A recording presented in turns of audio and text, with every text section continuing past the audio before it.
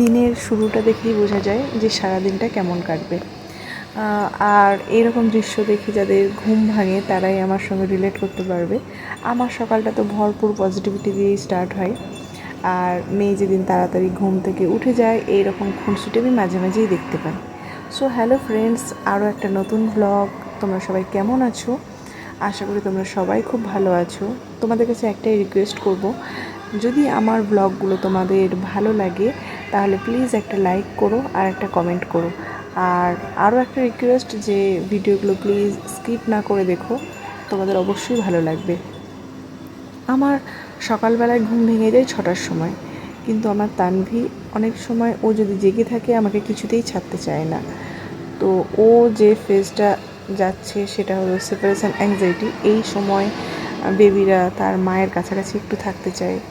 তো আমিও এটা একদম মিস করি না, কারণ আমি মনে করি যে আমার এই কাজ সমস্ত কিছু আমার সারাটা জীবন চলবে, বাট আমার এই তানভীর এই ফেজটা যে ও আমাকে এতটা চায়, আমাকে আদর করতে চায়, আমার কাছাকাছি থাকতে চায়, আমি মাদারহুডটা হয়তো আমি আর সেরকমভাবে পাবো না।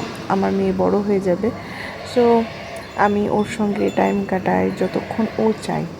তারপর সকালবেলায় ঘুম থেকে উঠে আমার প্রথম কাজ হলো আমার গাছে জল দেওয়া, আমার ব্যালকনি পরিষ্কার করা, দেন আমার যে কাপড়গুলো থাকে সেগুলো ক্লিন করতে দেওয়া।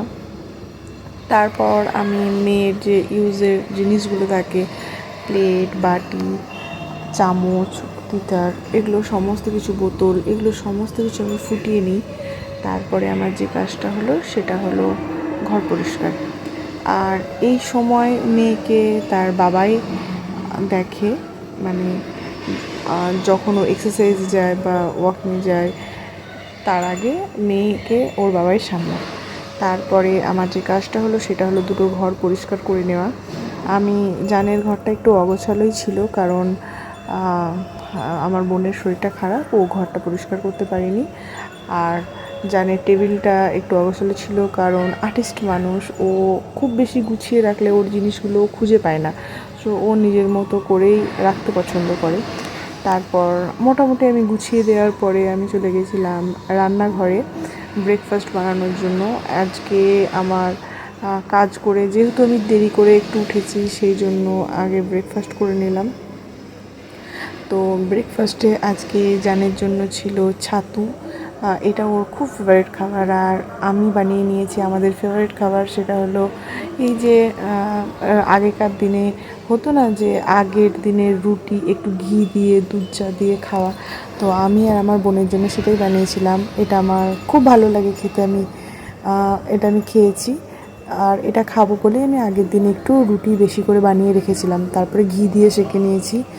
আর এটা খাওয়ার পরে আমি প্রথমে ভাতটা চাপিয়ে নিয়ে আমি রান্নাঘরে ভাতটা চাপিয়ে নেওয়ার পরে আমি স্নানে গেছিলাম।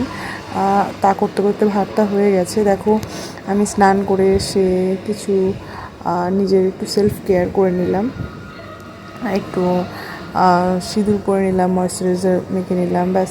তারপরে আমার যেটা কাজ থাকে সেটা হলো আমার গিরিকে স্নান করানো। গিরি সকালবেলায় ঘুম থেকে আমার বোন উঠিয়েছে, তারপরে বিস্কুট দিয়েছে, ওকে ব্রেকফাস্ট দিয়েছে। তো আমি কি করলাম যে ওকে আমি স্নান করিয়ে দিলাম।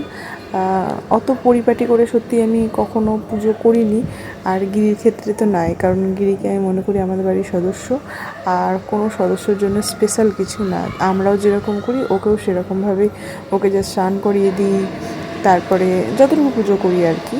ও যেহেতু একটু বেবি, তো আমার তানভি আর গিরির জন্য সেম।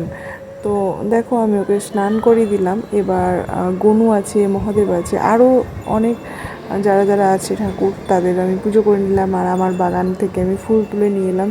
এই যে আমি বাগান থেকে ফুল তুলে নিয়ে আসি, আমি এটাতেই পুজো করতে আমি বেশি ভালোবাসি। বাজার থেকে খুব কম ফুল নিয়ে আসি আমি। তারপরে পুজো করে নিয়ে আমি চলে গেছিলাম রান্নাঘরে। অ্যাকচুয়ালি আজকে জান বলেছিল যে বেশি কিছু রান্না করতে হবে না, বোনের শরীর খারাপ বলে বাচ্চাটাকেও দেখতে হচ্ছে আমাকে। তো বলেছিল দই কাতলা খাবে, তো সেটাই বানিয়েছিলাম, ভাত আর দই কাতলা। দই কাতলাটা আমারও খেতে খুব ভালো লাগে, আর আগের দিনের কাতলা মাছটা যেহেতু খুব ভালো ছিল সেই জন্যই বানিয়ে নিলাম দই কাতলা।